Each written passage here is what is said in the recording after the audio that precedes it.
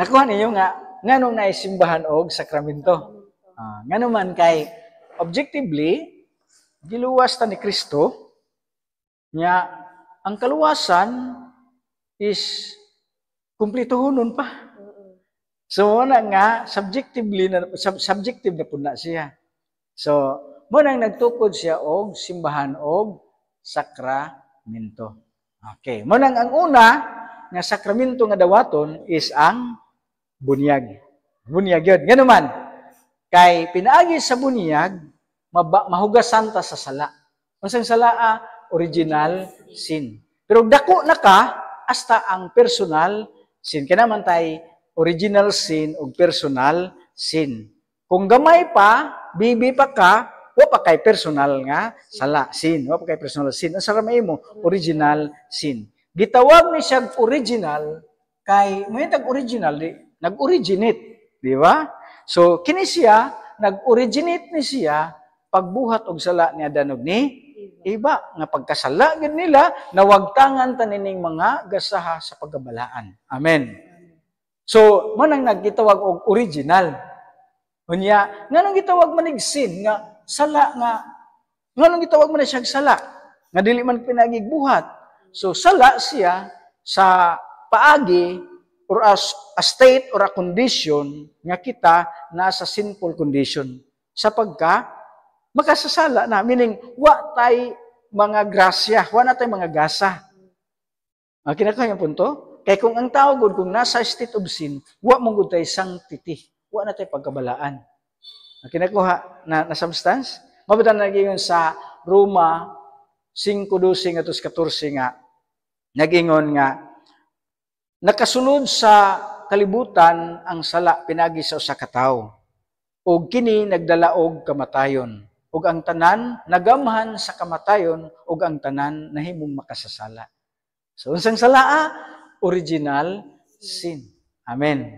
Mo na nga kita mangyon sa Salmo 51:5 nga bisag tuwa pa kuno tas taguangkan sa tong inahan, ako makasasala na. Unsang makasala nga original sin, meaning wa tanining mga gasaha, nahikawan na tanini.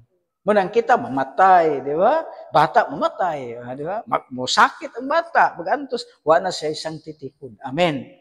So muna karon nga aron ang tao mahingpit ang iyang kaluwasan, subjective naman na, ibalik ang sanctifying grace aron siya mauban ngadto sa Dios.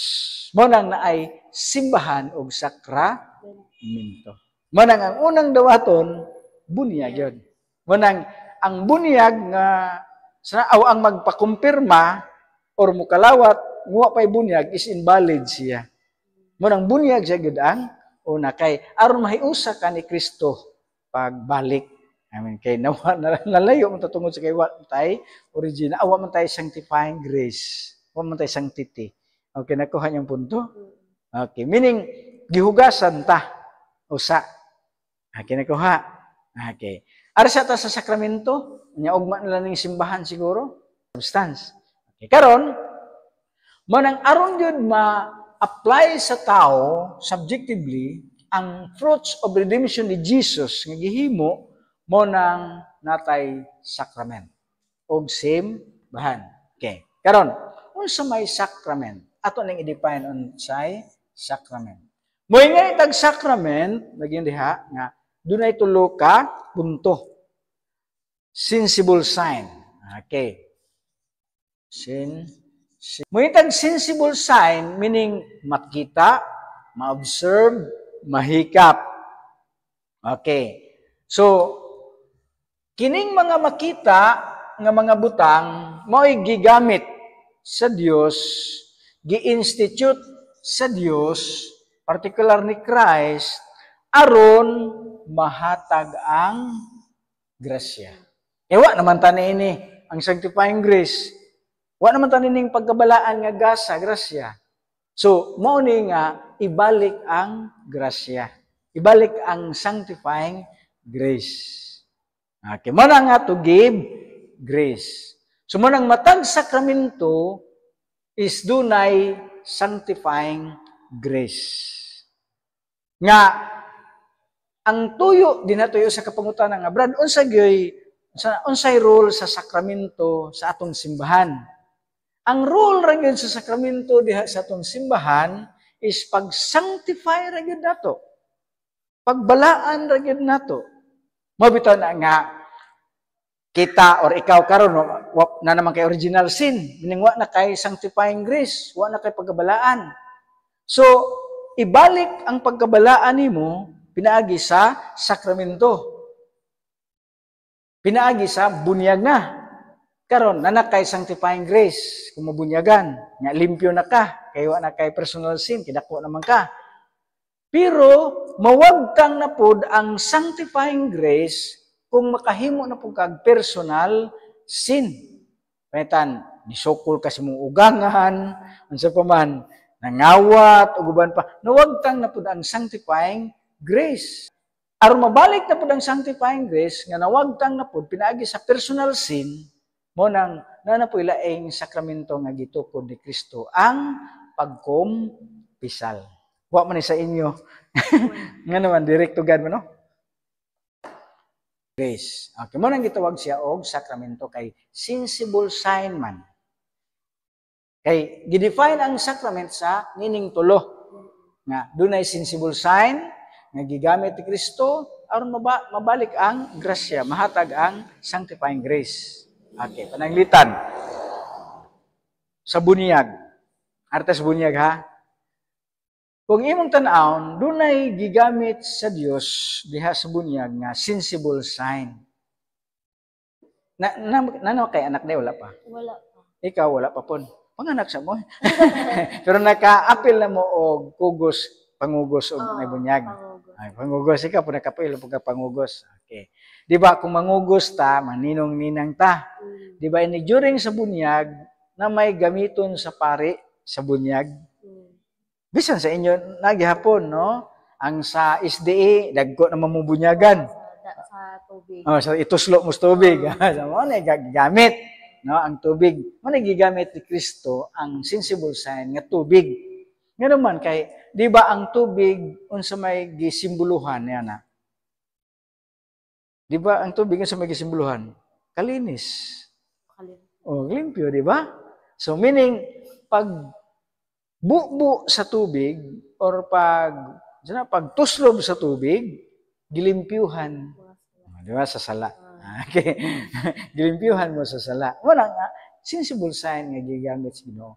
Nabalik ang grasya. Meaning, nalimpyuhan na mo sa sala. Meaning, nawagtang na ang original sin. So, meaning, nabalik na ni siya. Wala nga, kung mamatay ang tao, nga nanay sanctity, holiness, balik siya sa Diyos. Pero gwa siya sanctity, delikado ang iyang pagka-langit. Ano siya nakuha? Okay. Muna siya nga, naa ang bunyag. Munang importante ang bunyag sa kaluwasan. Necessary means of salvation siya. Mabitan nang nag-ingon siya sa John 3:3-6, tingin siya nga, gawas ang tao, mataw pag-usab, pinaagi sa tubig ug espiritu, siya makasulod sa gingharian sa langit. Mo na siyang importante ang bunyag. Mo na nga sa kong ingon, pwede mo kaslon bisag wa kay bunyag. Mga tag dispensation, pero ang nakasalalay is ang kaluwasan man. So sa may mong gusto, bunyagan juga. So muna ang rason nga nung seminaron ang mga dagko gyud aron ang iyang sana intention makita gyud nato nga magpabunyag dili kay tungod kay kaslonon. Amen. Nakuha. So muna ang rason nga nung bunyagan kita. Okay, so nakuha. Muna siya nga mandato sa itong Ginoong Jesucristo nga ingon siya sa San Mateo 28:19-20, ingon siya nga, panglakaw mo sa tibuok kalibutan, ug isangyaw ang mayang balita, ug bunyagi sila sa ngalan samahan, sa anak, ug sa Espiritu Santo. So, kinsa may maglimpyo sa itong sala? Ang Diyos. Munang Trinity ang maglimpyo, kay ang Diyos is triune God man siya. Di ba nang siya nga, bunyagi sila sa ngalan samahan, sa anak, ug sa Espiritu Santo. Amen. Nakuha. Muna nga natay sakramento sa bunyag. Muna ang chief effect sa sacrament of baptism is unsa man pagtangtang sa sala nga panulundon. Nya ikaw kay dako naman ka, nampugay personal sin, matangtang pod ang personal sin. Sa mas matang nagsukol, guban pa. Nya plus kanang matangtang pod ang temporal punishment. Kaya naman tayo mga temporal punishment. Mabitan nang natay gitawag og purgatorio. No, ato ra nang lakbit-lakbitan pohon. No, kana na lang sirong kay mga 4 ka adlaw nga 5 ka adlaw ram ni ato na gitagal ninyo. Kay kamo pod, halimbawa kung nagdali mo. May ang bunyag. Nga ang bunyag sa kuno gingon nga kausar na siya dawaton. Mabito nang ikaw din nakabunyagan. Kay valid man ang imong bunyag. Tungod kay nganong kausraman daw ato ng bunyag tungod kay naay gitawag og indelible character sa bunyag. Unsa man ning indelible? Indelible character nga dili na mapapas ba indelible. Meaning dili na mapapas nga kung ikaw gibunyagan meaning gipatikan na ka sa espiritu sa Dios. Muna na sa Episo 3:30 nga kita gipatikan na sa espiritu sa Dios. Nga dili na ni mapapas bisan pag mobalhin ka sa laing relihiyon. Ikaw panitan na bunyagan ka sa Katoliko na. Nga, kini siya is napatikan na ka sa Espiritu sa Dios nga dili na ni mapapas bisa pagmubalhin ng pagkauglaing relihiyon. Mo nang indelible character, mo nang dili pwede na sublion or utruhan pag bunyag. Amen. Mo nang ikaw din na utruhan og bunyag. Kaya nga naman is na may indelible character ang bunyag. Kaya valid man ang imong bunyag nga dadawat. Amen. Kaya mo na ang rason, ha?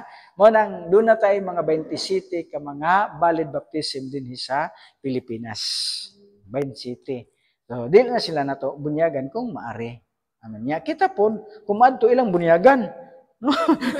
Ilang bunyagan. Pero invalid na to siya. Invalid na to ang ilang pagbunyag na to. Amen.